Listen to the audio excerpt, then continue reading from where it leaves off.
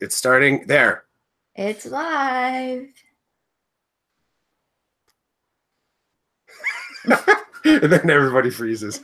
It's awesome. That is not the screen frozen. That was deep in thought. So, okay, Tina, you called us all together. What are we doing? I called us all together.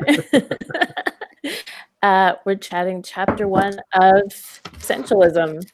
Maybe we can start with who we are before we get chatting.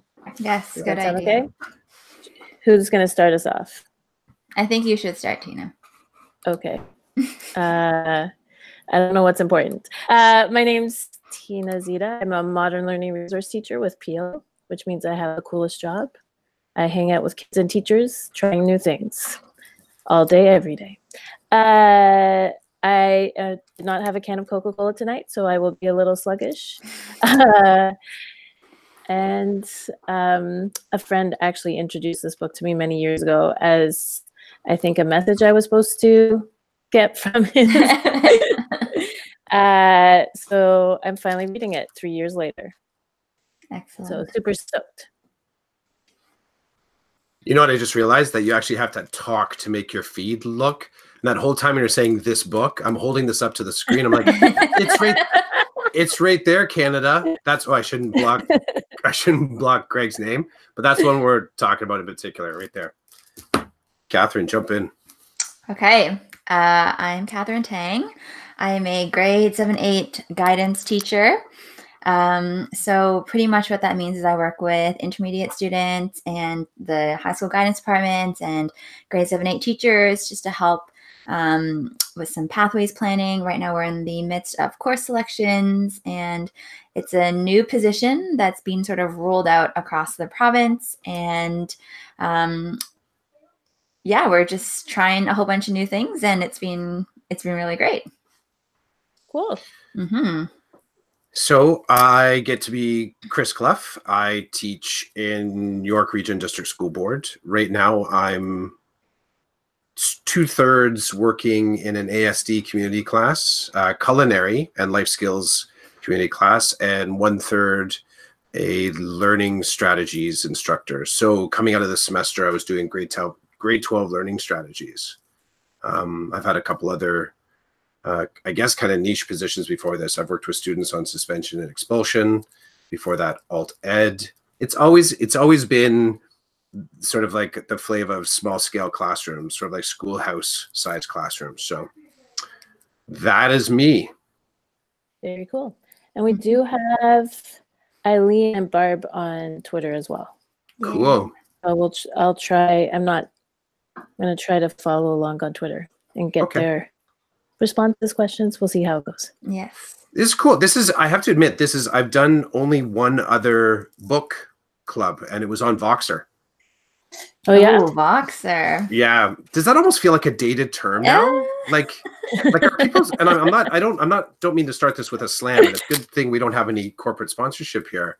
But how often does that pop up now? That whole, let's do a book club. Yeah, let's do it on Voxer. I remember when it was like everyone needed to be in a Voxer group. And then I feel like it's one of those, you're like, oh yeah, I can play this person's audio message. But then I feel like if you get too many people, it's like, oh, there's too many audio messages. And I don't know. I never really caught on to it. Do you think podcasting took over for it? I was thinking something. There's something about, I get the whole asynchronous conversation thing and how convenient that is. For me, I like to respond in real time. So it kind of comes down to being able to schedule something like this. Like I find that if we're going to do digital, how can we keep it as human as possible? And Voxer for me, I felt like I was reading notes on a chalkboard, except in audio form, because there were things that I wished I could have responded to. Like I had emotional kind of gut responses to what people were saying, and I wished I could have given them that idea so that they could push back on something that I was saying. But there was too much distance. Do you feel like the moment had passed by the time you wanted to talk about it? It totally had passed. Mm-hmm. Yeah. And the other part too is like exactly what just happened here.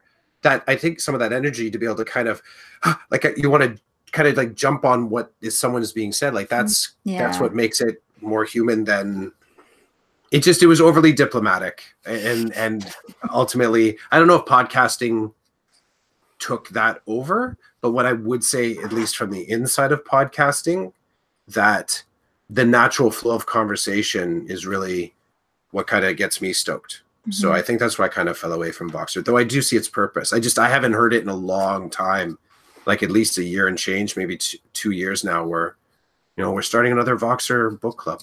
So I like that you two jumped in on this. I don't even know how it's come to fruition. I mean, I think it started on Twitter. Okay. And then I think I see you have the library book. And I was like, I think you had the library book when you posted about this, like 3 months ago. So I don't know if you just have a very extensive renewal process with your library board or your. They'll never find me. They'll never find me. You know what? I've signed it out 3 times. Oh. So I sort of read it and then I sent it back, and then you folks were saying, "Hey, let's try and do this thing." So over Christmas or late Christmas break, I signed it out again just to kind of go over a few bits, and then I was gonna buy it. I was going to buy the book, and I thought, you know what? I'll check and see if it's still, and it was still there. It hadn't, so I'm like, I'll just sign it out again. I think it's something I may buy at some point. Yeah. But for right now, I got my notes on the side. I was like, I bought it, and I'm like I wrote in it. So I don't often write in my books, but this was one I was like, oh. This one. Yeah. What about you, Tina? Did you go digital or did you have a paper copy? I have a paper copy. This is still Jay's copy that he gave me 3 years ago. So I have sticky notes in it. That's usually cool. Actually nonfiction, I always read on my tablet just because I prefer to highlight and I can search back through it later. Fiction, I love reading like physical books. But coming back to the chat formats, it's interesting. The first time I ever did a book chat online was with a bunch of folks across Ontario. Jen was part of it, Lisa, Patrick, Donna, Mark. We all looked at Innovators Mindset. So it was interesting because we used a couple formats. We did this, we did a Hangout. We had a back channel on Twitter. We did blog posts every other week so that we kind of we did a blog hop, so we all blogged at the same time. So that was kind of cool just to have your own chance to reflect.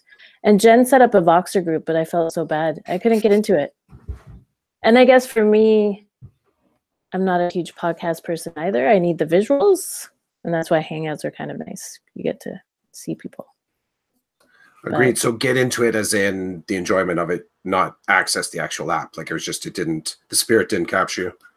Yeah, it was like, I think it kind of comes back to what you were saying though, Chris. People said so many cool things, so you wanted to jump in at that point of their conversation. And there were so many people chatting that I felt I was always catching up. So by the time you got to the end of the thread, you're like, what did I want to say again? Yeah, it's funny because it was working for them. So it obviously just wasn't my style. I think about how, like, often I've gone looking for an app that will thread conversations together and put it together in a way that I can kind of read it long form. And I just came to sort of think like, that's too much work. Like, it's just too much work to sort of try and kind of figure what the big picture thing was going on. And that was with Voxer. It was like listening to the fire hose for me. Not comfortable. So Barb said she bought Essentials a long time ago. It's a first edition, and she's not writing in a first edition. So Barb is a teacher librarian here in Peel. She's not going to write in Barb. it, eh? Hey, Barb. So one of her hashtags literally says #WeirdTL. And Eileen's here too. So That's I think cool. Barb read it a while ago. Should we jump into why this book? Like, what piqued our interest about it? Or Sure. Yeah, go for it. Can I go first? Yes. So so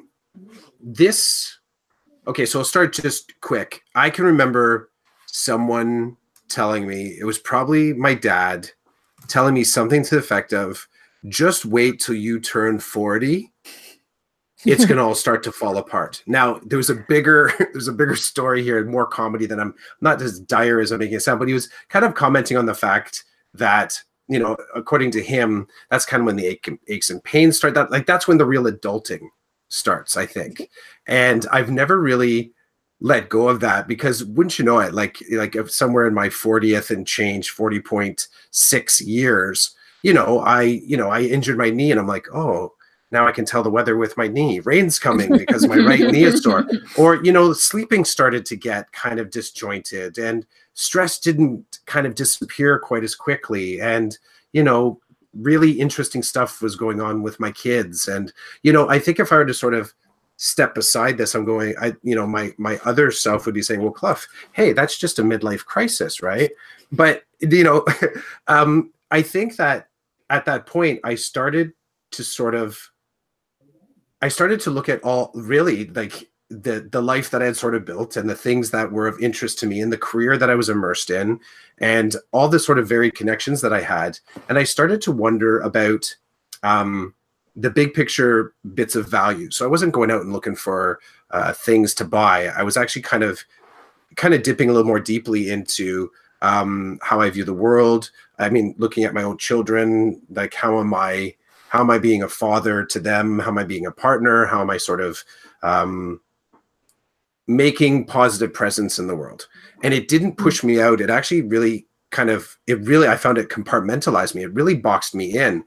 But I think maybe in a good way, because I started to look at the importance of small decisions to sort of lead towards kind of bigger things. And somewhere along there, someone said, oh, that's really interesting. I kind of went through a little bit of a process like that when I turned 40. And he goes, check out this minimalists content. You might dig that. So that was sort of like the ists starting point of how can you sort of do better with less. And somewhere along the way, there's always that one-off reference that if you're kind of like digging this, this is where the algorithms get you. But it got me in a good way, because it actually, it got me looking at this book. Sort of also got me looking at some other things, some more spiritual resources that we could talk about another time. And it also got me connected with Marie Kondo. Yes. the joy of tidying. And I'm not quite sure. I'm not sure what quite all these flavors are doing right now, but it's got me really paying attention to the moment within the decision, and kind of pausing there. And it's just I find in a lot of ways the essentialism book, and even the Maria Kondo thing and the minimalists, has really spun my head towards something that I can feel productive about, getting to less but doing more. And that's about, that's how I sort of came to this book. That's really interesting, because I think the minimalist, that route was also how I came to this book. There, like with the podcast I was listening to, there were a few books that kept being mentioned. Deep Work by Cal Newport was one of them. And then this book, Essentialism. And I think the idea of doing less is a little bit counterintuitive, like countercultural. Everyone's always trying to do more. And so I think even this idea of, like, in the tagline, it's like the disciplined pursuit of less. It's like, oh, it's not just I'm going to cut back. There's an intentionality behind it. I think that was really intriguing. And also, I'm someone who tends to judge a book by its cover, and I like covers that are white and that don't have a ton on them. So that was another reason. That's awesome. I literally would probably avoid the book at all costs.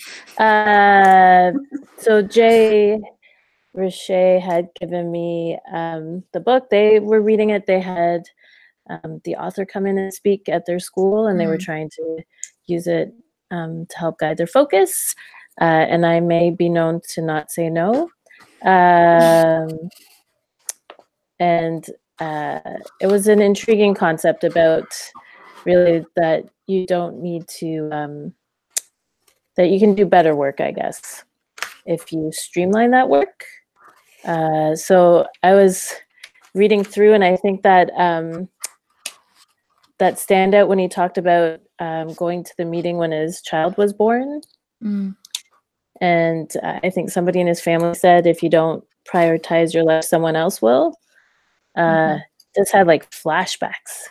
I remember doing work in really random places on cruise ships and in villas in Tuscany because I didn't want to disappoint, really. It's not like anybody demanded it. So yeah, the first chapter definitely got me hooked. I'm still struggling. With some of the concepts, and I don't know if it's just my desire to try to prove it wrong or if they're really valid.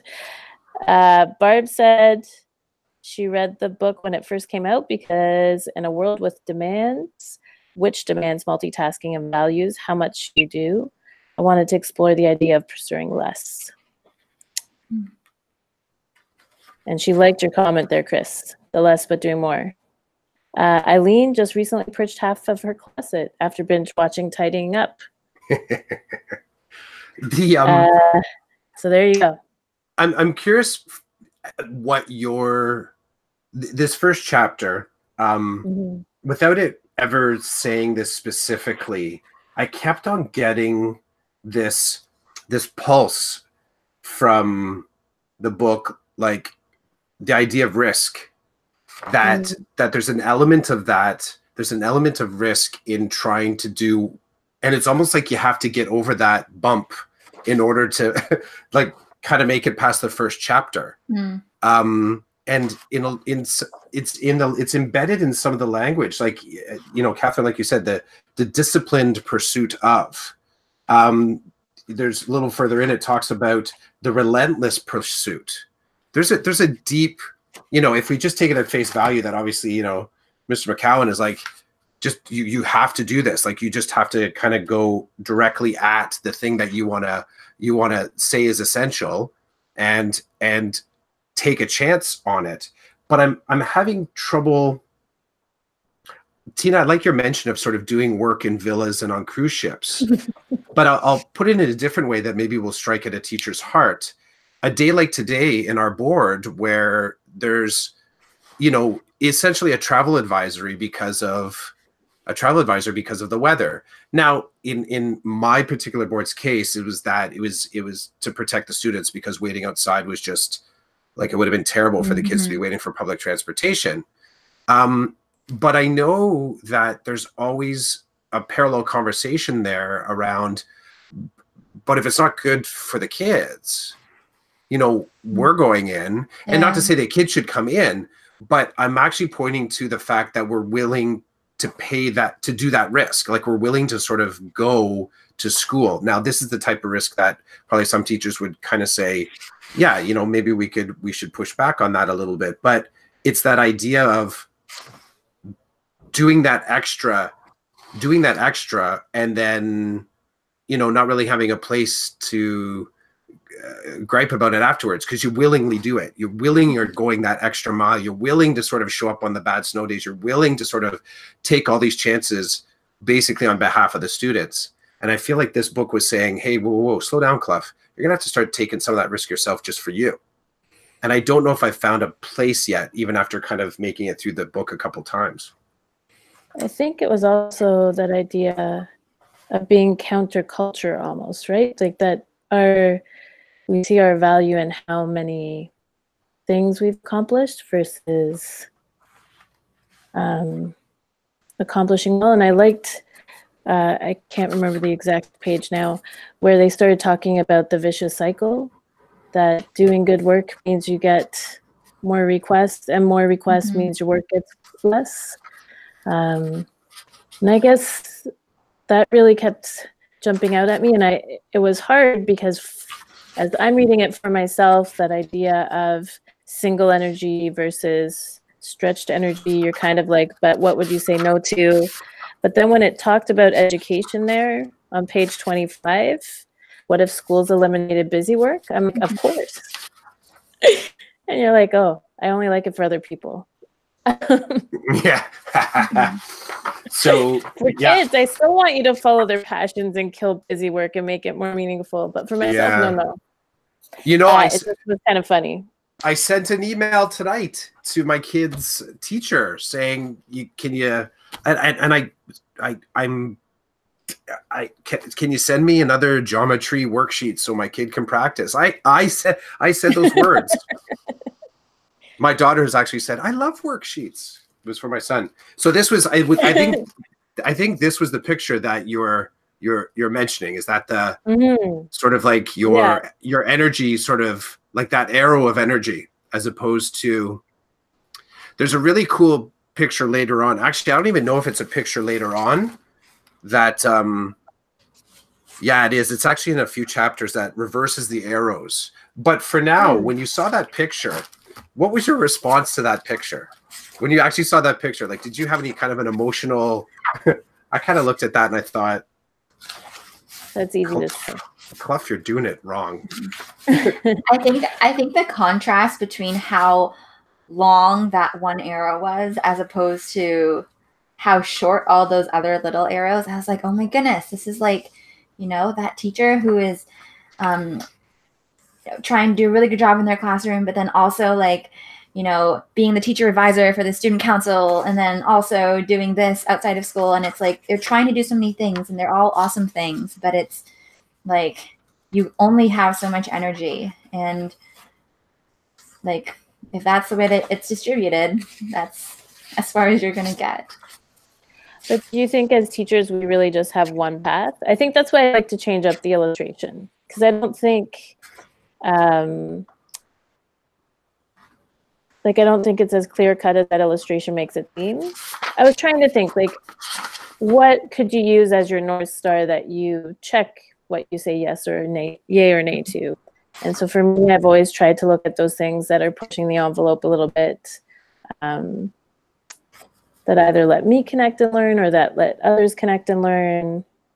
And I definitely know I get more to that round extension piece. But I don't see any way of just having one arrow. But I feel like that one arrow doesn't necessarily have to be one activity. That one arrow can be one purpose or one, like something that you really value. And then a lot of different things could play into that. But your attention at the end of the day is still sort of more directed. I guess for us as teachers, like for me, it's always been, will this help kids grow, right? Will this add to how kids are learning in the classroom? But that's what's taken me to these weird, funky areas. And there's definitely a place where I need to be better at reflecting on that. And I think I appreciated that with his book. And I think that's part of that counterculture thing too. It's not just cleaning out your closet. It's not just a New Year's resolution. It's not just the midlife crisis, because I hit 40 this year too, Chris. I appreciate those comments. I don't know. Just wanted to take in, Eileen and Barb have been chatting a little bit. They both seem to be yes people with us, which is awesome. Rope other people in. They're feeling that whole good work is rewarded with more work. And yeah, like Barb said, she says, I think some of the most engaged and innovative people I've worked with tend to overcommit, a sense of responsibility. And as I said, you don't, as Tina said, you don't want to disappoint. Disappointment was huge. And it was interesting to see that point blank as one of those big pieces in the book. In the opening chapter, sorry. So something that at the very beginning, that story of name has been changed, Sam Elliott, about, is this the very most important thing I should be doing with my time and resources right now? It made me think of those people in group conversations who, don't really speak very often, but when they do speak, everyone listens because everything they say is so profound. That was sort of the first thing that I thought about. was being able to say yes to things in such a way that people, I don't know, that just jumped out to me. So I wanted to put to you two, have you had a Sam Elliott moment? Have you, and like at any time, let's just use the teaching career as the vehicle here. And have you had the Sam Elliott moment where you say to the driver, I need to get out. Stop the car now, I need to get out. And what happened when you tried that? I did this summer for the first time, I guess, a bit. There was a writing team. It sounded super exciting. I already overcommitted, just to be clear. This was not like a perfect scenario. But I said no to one writing team opportunity. And then a second one came up from somebody I couldn't necessarily say no to. But I just said if I did it, I'd have to do it after I came back from PI, which at the time was huge. But like I said, last year was a year of overcommitment. So even halfway through the project, I had to just stand up or kind of get it together and send them an email and just say, like, I can't do it now. If you want to pick somebody else, that's cool. Which for me, I don't think I've ever said that before. Mm-hmm. And it was crushing and I felt terrible. But we finished the work this morning and it's great work. But yeah, knowing, and I still feel guilty. Even today, we should have had it done earlier and it could have gone farther probably. And guilt is a big one. But I think that's what stood out to me with Sam's story, is that we sometimes assume other people will be upset, and they weren't. Simon Sinek had a similar story in his Leaders Eat Last book. I think it was. Catherine, how about you? So I feel like I'm still fairly early in my teaching career. Start now. No joke. Sorry to jump on your words there. Learn from us. Yeah. And it's kind of funny because I feel like this year in the role that I'm in is a bit of that pause for me. I remember the very first meeting that we had as a team. There's four of us all together in the board who are doing this role. Our superintendent, who we sort of report to, she was saying, this is a year that you also need to take time to be learning and reflecting on not just what you're doing, but also like this is a chance for you to do some work on pedagogy and being in the classroom. It's like you are planning, you are coaching, you're doing all these other things. There's not often time to like sit in your day and reflect on things. And I remember the first time I did that this year, I was like, I feel so uncomfortable because I feel like I should be doing something. I need to be making some sort of lesson or meeting with students. And I think I'm getting a lot better at that. And it really is very life-giving to be able to just slow down. And kind of jumping on that guilt thing, you do feel guilty because you're like, I have colleagues who are writing reports right now who, are doing all these things, and I'm here reading and learning. Like you feel bad, but then you realize, this is the season right now, and I need to really, capitalize on the fact that I have this time. And yeah. Eileen has an interesting point in her tweet. She says that like leaders often rely on the same people to push learning forward. So sometimes you're being pulled in all directions. And how'd you tackle that, or how'd you get around it, I guess? As in, do you think? That's the question. How do you sort of deal with kind of multiple? Well, she says, whose fault is it? Like when administrators or leaders approach you? Which I think we've all seen it in communities, like, and I've done it to other people. the people I hit up on Twitter when I'm in a pinch are the people that always respond. I think that's part of having your community of go-to people or your community of learners. And I guess for administrators, I'm not in that role, so I wouldn't know. But maybe as an administrator, you have kind of those leaders that you see as your core group. But like in my situation, I felt it was really interesting to see that those people, one of the requests came from one of my leaders that I would usually never say no to. And they accepted and respected my comment about time, which was really cool. It was more my fear that was holding me back from in the past, I think, than necessarily their demands or their requests, if that makes sense. And I think people almost come to value your time more. It's like they pause and you say yes to everything. It's like, oh, they always say yes. And it's like, but when you actually say no, then it almost makes people stop for a moment and say like, oh yeah, like they're probably really busy too. I wasn't even bold enough to say no. I just said later. It's funny.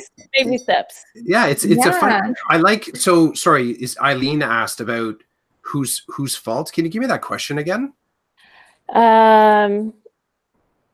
Here's it. So I'm going to read it exactly. Here's the thing, though. Admin often. So this is her tweet. Here's the thing, though.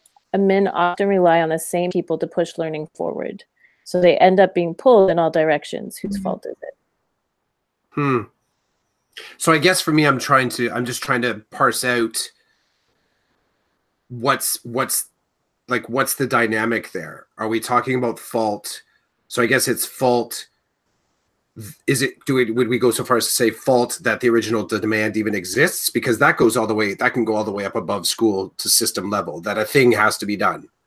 Then that comes down to admin, and then admin kind of says, okay, this can become part of a committee. This could be a part of my portfolio. This could kind of get benched for now. And then from there, it can land on a committee or a teacher's desk. And I think as an administrator, trying to think of their role, there's all of those demands that you're tackling yourself. But I think going back to Sam's story, right? That story he starts off with. He didn't wait for I loved how they said that the friend told him not to try to persuade his manager, but to just follow his path. Because I think we wait for systems to be more, to fall into line, when really what the book is about is us finding our single path, or our focus, not single path, our focus, and us being responsible for how we stay true to that. Does that make sense? And maybe if there were more people in the system, then you could try to shift that system. But I don't know. And I think oftentimes it's like the people who are doing a lot of things also enjoy like trying new things. I think that's sometimes the double-edged sword. Is like, you want to jump on because it sounds like an exciting opportunity, but then you end up spreading yourself really thin. Eileen just said it's always the same people, same core group, and the curse of competence. Barbara was mentioning that before. And I think, again, that's why I liked when you mentioned that cycle of you're good at your job, so you get more opportunities, and then you get so many opportunities that you don't do the great work anymore. I wonder when we talk about teacher burnout, and just even some of the dynamics, maybe that is part of our conversations. Part of our struggle, I guess, is how do we, we're in a service job, right? We're not really, we're one of those folks that come in because we want to change things. And I think that's a struggle I find with teaching, is that one focus is helping kids. So I can justify saying yes to everything because I can pretend it's a one-liner. It's funny. So I'm a little while back. You had mentioned sort of setting Tina. I think you said it, setting your North Star, and I like that. I like that statement because it's on the surface. On the surface, it is doing your job. Do your job, right? There's your North Star. This book kind of pushes me in a different space though, because it, I think one of the quotes that you were talking about before, it's like on page 2, I think. The advice that he was getting was do what you would as a consultant and nothing else, and don't tell anyone. So just make the decision, take the risk to start doing what you understand to be your job to be. That makes sense? Yeah. Where I start to expand this into a student space is the whole tropiness of independent learners. And it strikes me that one of the key or one of the core tools that a kid would have is this ability to isolate what is essential about the task that's in front of me. I'd go one step deeper. What is it do I understand about my own sense of what is essential about this task that's in front of me? So it's not just looking at the paper and saying, okay, I need to sort of summarize this in some way. What are the key bits, the success criteria? It kind of falls under what is it that I'm prepared to deliver according to what's being asked of me, kind of top down. And it's I haven't had a student yet tell me that, or hand me a task, something they've created, and they've sort of said, well, this is what I found to be the essential elements of this assignment, sir. Please assess it with that in consideration. But I think there's something interesting about how we set that North Star and the expectation that it's an extrinsic, it's sort of extrinsic point on the map. And I think part of connected to that is a little bit the emotionality that you had mentioned, Tina. I think back in the beginning, Catherine, you talked about the culture as well, sort of like whether it's the culture of teaching or if you're talking some, personal reflections on culture, I don't know. But that idea that culture can be pretty persuasive to keep that hamster wheel spinning on tasks. I like, have you ever publicly heard someone say no? Think of a meeting that, when it comes to education, has anyone specifically said no? Is it euphemistic? All those sort of like, well, maybe I'll think about it. I'll get back to you, maybe later. And when I put that on the table, how is that even possible? I've never actually heard someone directly say no to someone else's request. And that kind of freaks me out a little bit. just a little bit. I actually like what Aileen is saying right now about, in order, she says, I agree, it's our job, it's about student success, but in order to be effective, we need to have a ripple effect where other teachers are empowered to lead. So we need to scale back so others will have their turn to shine. And I think that kind of actually ties in this idea that if you're always saying yes, that means other people can't. And yeah, I don't know. I don't know if it's that simple though. And I would even challenge the language of that just to a degree. I get sometimes, I don't, if I go by the book and if I take the book as like a call to action, I didn't get a sense that anything within the book says that you need to take a step back in order to sort of move forward, or even let other people, like I didn't it wasn't even about other people. It was I took this, and again, we've made the parallel to teaching, right? We've sort of made that connection. But if I take this as like a sort of a mantra building, you go, Clough, you can do this, then what it's kind of telling me is that I need to be more decisive and kind of stand in my decision making. And if that happens to help others somehow, cool. It's not intentionally supposed to stand in anybody else's way or to sort of knock someone down or keep them from success. I think that's almost really separated from what the book is talking about. I feel like the book is just like kind of, you know, wake up. You have to take the reins. Like one of the things in here, I'm paraphrasing, but take control of your day or emotions, or other people will. Yeah. I like to think of myself as someone that helps to support other people's leadership paths. I can't say specifically, or nor would I want to sort of claim any sort of success there. But I almost feel comfortable saying somehow that I've helped someone else be a leader, and I don't necessarily clearly would be able to say how I've done it for myself. Where have I sort of like focused, said no or said yes with the intention that is kind of connected with my priorities, clearly connected with my priorities and values? I'm not sure. This is the kind of question I got popping out of this. This is what happens when you turn 40 years old. Well, it was interesting. Lisa Noble had posted or commented on a quote by Mary Oliver. I know a lot of her quotes are making the rounds. I put it there. I'll tweet it out too. I think to me, as I was reading chapter 1, that would be why I need to say no more, if that makes sense. Mm-hmm. Right? That there's, I think in your gut, you know, you're doing things that maybe don't fit, or that are draining, or that are maybe taking up time so you don't get to those other projects or those other things you had planned. I don't know. Maybe it's just me, and maybe I was just drawing unrealistic parallels. How do you set your North Star? Flat out, how do you set your North Star? How do you actually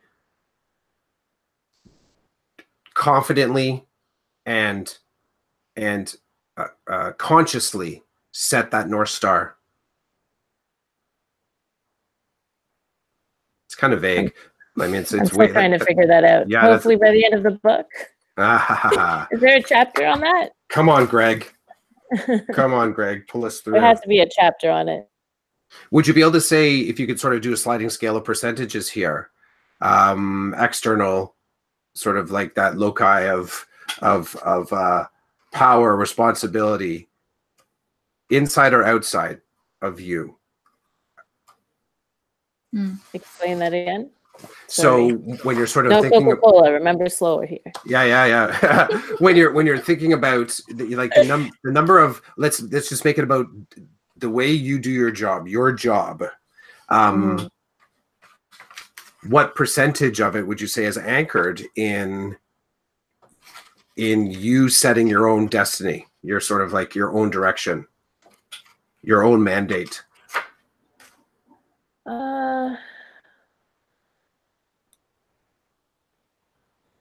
I think that is where I get into trouble though sometimes. Like for me in my job, it took me a while to realize that for me to feel like I was being successful and I was having an impact, I needed to make time to be in classrooms. So every week, even if I have open times, I make sure that I connect with classrooms or try to make those, bring in those classrooms, hit up friends that I know will let me try something crazy or different.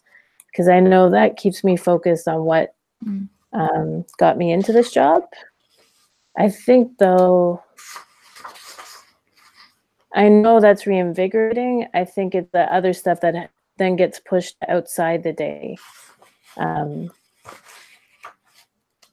I don't know, like it's one of those ones where I can kind of see it, but I know where I'm messing up.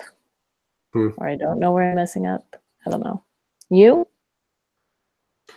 I'm gonna say it's probably 75-25 external to internal. Like you feel like you're reacting or responding to things as opposed to directing. Yeah, I would say. The thing within this is how comfortable I am with saying that. I only have 25% autonomy in my job, which I'm not. There's no complaint there, but it's an observation of a reality. I think back to when I was still working in restaurants. There was the the real, like I had a lot of autonomy in running the kitchen. A little bit of the difference there was what governed or what measured my success was very, very cut and dry. It's whether or not the budget balanced and the company was making money. So again, an external measure, an entirely external measurement, but I had a lot of internal control over my day. The hiring, the firing, the designing of the menus, like all the stuff, like all this sort of like minutia of the day. I had a lot of control over, like uber control over that. But the measure was an external measure. I didn't get to tell myself whether or not I was on the right track. So there's an interesting little kind of slide rule in there.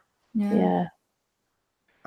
Is it Eileen or Eileen? Eileen? Eileen, I Eileen. believe. Maybe I've been saying her name wrong all these years. She mentions, I jumped on the feed here, and she says, it's how someone says no. We need to turn our no to yes for other teachers. And then Barbara came in, but if no one is stepping up to do a task, is the task really essential? And then so I find that interesting, because I think there are lots of things that we do in teaching that they've just always been done, or we feel they've always been done, and we feel that they are essential.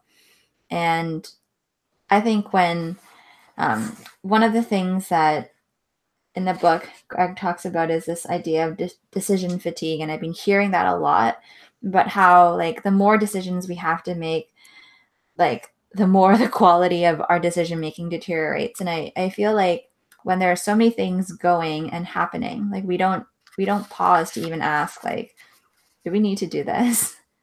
We just do it because it's something we've always done, or something that we know how to do. Can I okay, so I just noticed, Tina, that you posted, I love Mary Oliver. I really do. I think she's a phenomenal artist, and I love what you posted to Insta, that quote. I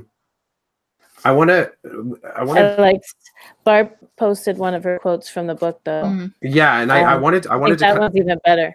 Yeah, I want to land on that just for a second, because I think it's a real call to action in some ways, and I think it encapsulates just a little bit about how you can grab a little bit of the fire to move that, like, 75, 85, 95% setting your own destination.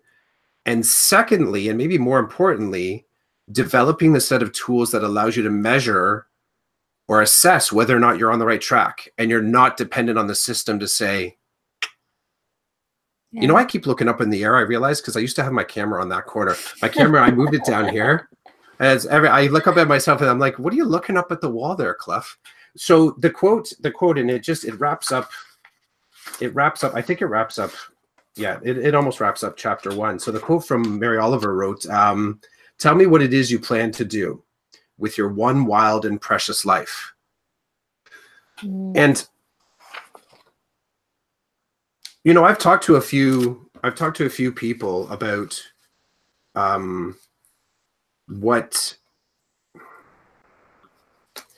talk to them about their retirement, and talk to them about kind of like their career and education. And inevitably in the conversation, in the 2 instances that I most recently did it, they're quite, they're happy with their contributions and what they created and what they did. And I in the moment that I'm having this conversation about sort of how the career was ending, I wonder about, and Oliver kind of mentions it so clearly here, if we shift that reflection 10 years before you leave, if you shift that needle just a little bit to start really looking at the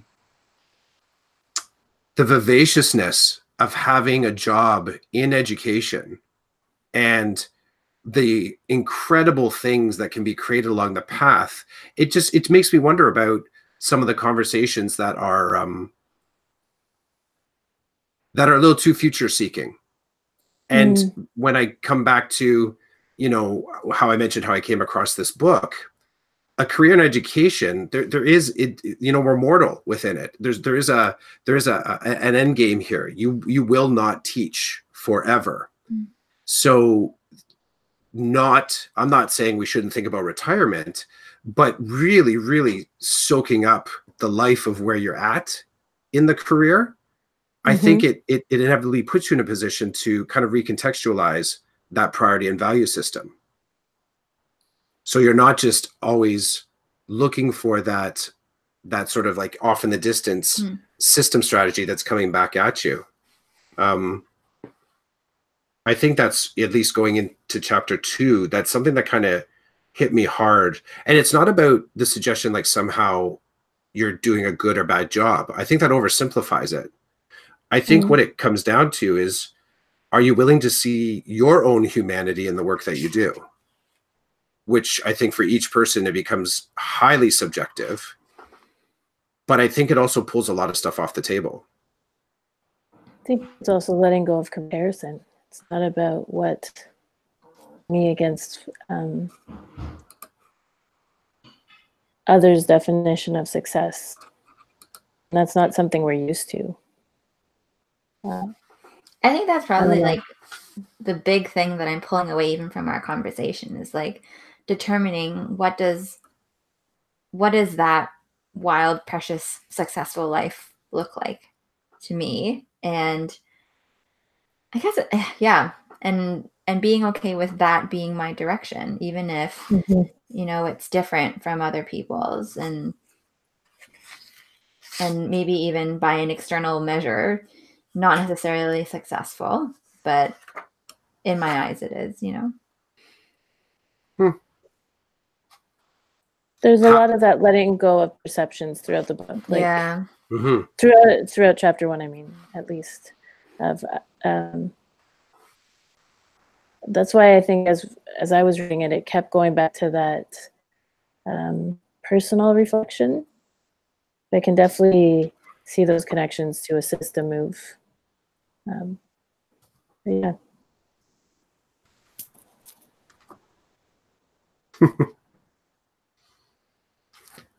Have we arrived?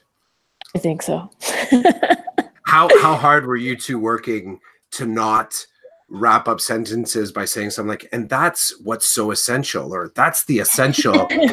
I was trying to find I was pulling out the mental thesaurus to just not actually say the word essential. Essential? Yeah. Can I read a Walt Disney quote? Sure. Go for it. So I was like, who said it? It's Walt Disney. Whatever you do it well. Oh, I just lost it. Hang on. Whatever you do it well.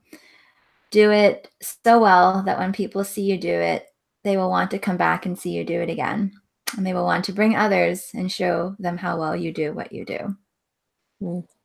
Feels like it's plucked right from the book. Yeah. Yeah. That is good. So, all right, what are friends. we doing? Do we know what are we chatting about next time? Okay, let's negotiate. Yes. The rest of part 1? Dude, really? How many pieces are in part 1? Isn't that like... It's like 3 chapters. Oh, okay. So 2 more chapters? Yeah. No, it's like 3 more chapters. But they're shorter. It's like, what is... So part 1, essence, what is the core mindset of an essentialist? Can I absolutely. Let's try and wrap that. Let's try and wrap that. Are we going to do any homework besides that? Oh, okay. You're looking for action items. Yeah. Yeah. Oh. But nothing specific. Let's not over pressurize this silo here. Okay. But one of the coolest things, have you folks heard of Krista Tippett? Yes, On Being. Yeah, she's got a pretty good On podcast. Being with Krista Tippett. Yeah, she's had a bunch of conversations about the big philosophical questions. She sort of slants it slightly into spirituality, but she kind of She's talked to a whole bunch of really cool people, but she's added to this project that she's been doing now for 11 or 12 years. And she's talked about living the questions. Mm. So I really like that turn of phrase, because we as teachers talk about this call to action.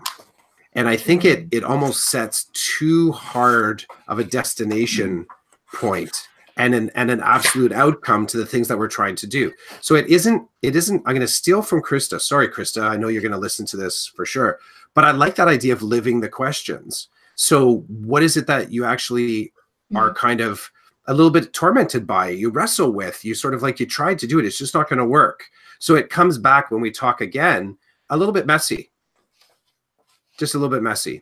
So some of the questions, and they would be individual pursuits for each of us, some of the questions that are popping out of this, how are those kind of popping up but again and again, and your reaction to it, and, you know, your decisions around it, but basically bringing some of the messiness back to the conversation. Mm. It's almost like a check-in before we dive in. Yeah. Mm-hmm. A philosophical detox before we wrap up the rest of the first section. And it's 2 weeks from now, right? Mm-hmm. 2 weeks? Yes. Okay. Yeah. Is that okay? Yeah, I think, yeah. Like I said, once I figured out how to actually create this link, that's all good. So that's 8:30 on February 4th. Yes. All right. So we have one last little bit here. Just want to put in here. So what did define success in teaching? I think that's a whole other hour, right? Yeah. Yeah. Yeah, define. And I think that's part of the conversation is, do we define it for others, or do we need to define it for ourselves? I fall on the latter. I fall on the latter, and holding it like you're not going to take this away from me. Mm-hmm. And let someone notice. That's the, like, boy, that Clough's like just wacko, but he really is hanging on to his idea of being a teacher. Yeah. And I think, I feel like in teaching, we need that, right? Like, we don't want all these teachers who are exactly the same. And we want people to be different, and for our students to be exposed to people with different definitions of success and different values. Agreed. Mm-hmm. Agreed. Definitely. So if you're just joining us, we just did almost an hour, or just around an hour on this book right here. And next week we're gonna 2 weeks. 2 weeks. Jump back in, finishing up the first section. Very cool. All right, friends. All right. This is awesome. Tina, go find yourself a Coca-Cola. Definitely. Catherine, I'm sorry. Next time. I promise. Catherine, it was awesome to meet you face to face. Likewise.